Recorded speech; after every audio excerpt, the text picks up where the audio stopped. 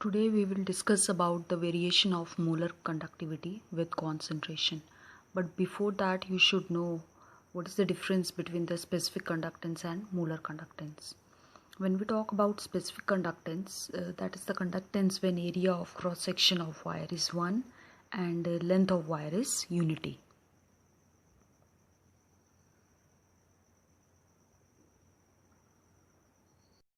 When we talk about the molar conductivity, that is the conductivity which is divided by its molar concentration.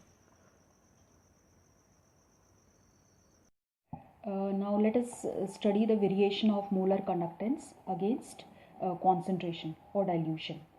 When we take a strong electrolyte like KCl, HCl, they are already in the dissociated form. So they will show conductance at a particular concentration.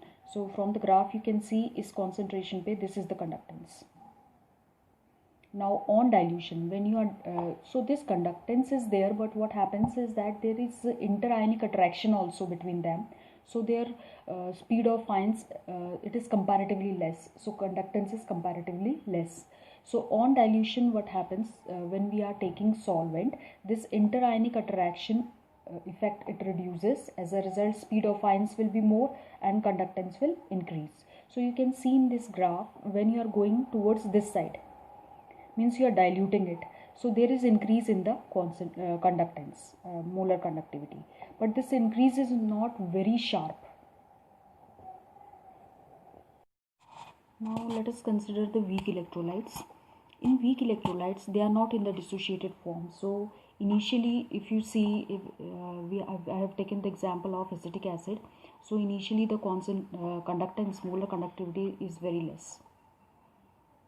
So when you are diluting it, it will dissociate into CH3COO negative and H plus. So as a result, these ions will be produced, they will start moving and the conductance will rise. So there is sharp rise.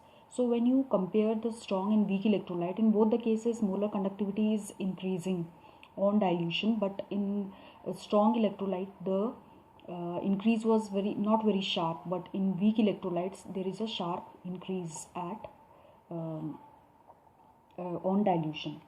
So molar conductivity, it is a mass factor and it depends on the total number of ions in the solution.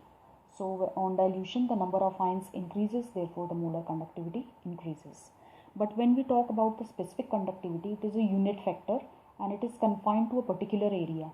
So on dilution, number of ions may decrease.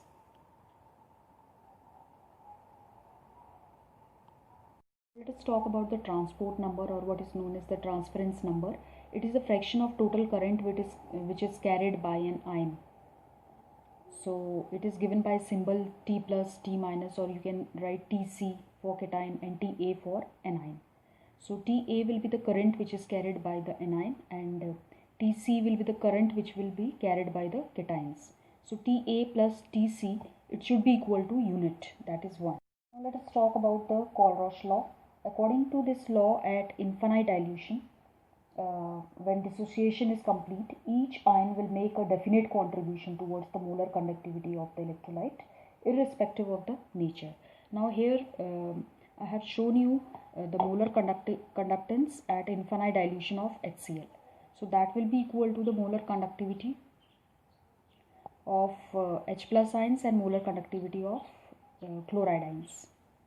So if you see as a whole, this is the formula, that is the molar conductivity at infinite dilution, that should be equal to V plus lambda infinite for plus and V minus lambda minus for infinite. Now this V plus and V minus, they are the number of cations and anions which are present per formula unit of the electrolyte, and this lambda plus and minus, they are the molar conductivities of cation and anions. So in this case, since number of cations and anions per unit formula is 1, so this V plus will become 1 and V minus will become 1. So this we can neglect. We are left with lambda plus and lambda minus. So that is lambda plus is H plus and lambda minus is Cl minus. Now let us talk about its application. Firstly, it is used in the determination of molar conductivity at infinite dilution for the weak electrolytes. This I will show you with example. Then it is used in the determination of degree of ionization of a weak electrolyte, in the determination of ionization constant of a weak electrolyte, and determination of solubility of sparingly soluble salt. Let us see that how to calculate the molar conductivity for weak electrolytes. Molar conductivity of CH3COONA is given, HCl is given, molar conductivity of HCl, and molar conductivity of NaCl is given. From this you have to find out the molar conductivity of acetic acid. Now when we talk about molar conductivity of CH3COOH, that is molar conductivity of CH3COO negative and H plus. And when we talk about sodium acetate, that will be CH3COO negative and Na plus. Of HCl it will be H plus and Cl minus. Of NaCl it will be Na plus and Cl minus. Now what you will do is you will add this two and subtract from this. So it will be molar conductivity of CH3COO negative and Na plus, and for HCl it will be H plus and Cl minus, and for NaCl I am subtracting it, so it will be minus Na plus and minus Cl.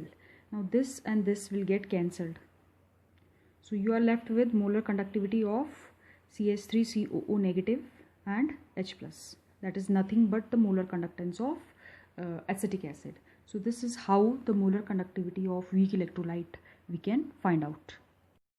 Let us see this example.